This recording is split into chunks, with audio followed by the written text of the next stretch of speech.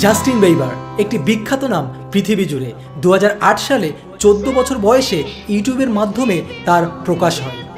তার করা প্রথম অ্যালবাম 2010 সালে 1 নম্বরে চলে আসে।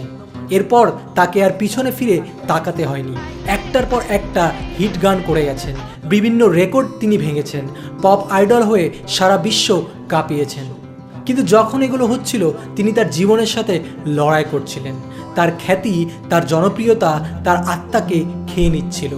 সে তার বিশ্বাস থেকে সরে আসে আর জাগতিকভাবে শান্তি খুঁজতে থাকে। সে খুব অহংকারী হয়ে পড়ে তার জনপ্রিয়তার জন্য। সে নেশা, মাদক, নারী, মদ খেয়ে গাড়ি চালানো, প্রতিবেশীর সাথে খারাপ ব্যবহার করা ইত্যাদির সাথে তিনি জড়িয়ে পড়েন এবং পুলিশ তাকে গ্রেপ্তারও করে। পরে জাস্টিন বুঝতে পারে সে বিষণ্ণতায় ভুগছে। তার এই সফলতা আর জনপ্রিয়তা থাকার পরেও সে নিজে শূন্য। সে অনুভব করলো সে সম্পূর্ণ ভুল পথে আছে, যা তার করা উচিত ছিল না। তারপর জাস্টিন সিদ্ধান্ত নিল এখনই সময় ভুল থেকে ফিরে আসার। সে হিলসংয়ের পাস্টর চার্লকে সাহায্য করতে বলল। জাস্টিন চাইল জীবনের একটি নতুন শুরু করতে এবং যিশুর কাছে তার জীবন সমর্পণ করতে। সে প্রভু যিশুকে তার জীবনের মুক্তিদাতা হিসাবে গ্রহণ করলো।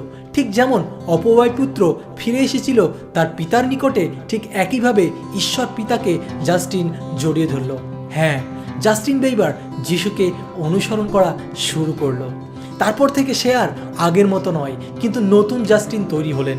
প্রভুর জন্য তিনি গান করতে থাকলেন, খ্রিস্টকে প্রচার করতে থাকলেন। এখন বর্তমানে তিনি প্রভুর জন্য কাজ করছেন। এখন ঈশ্বর তাকে ব্যবহার করছেন তার রাজ্যের জন্য।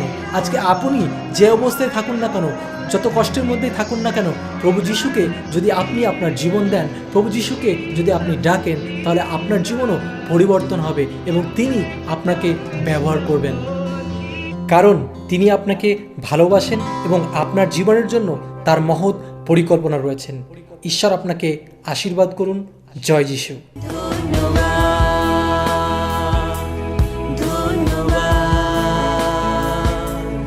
ধন্যবাদ যিশু।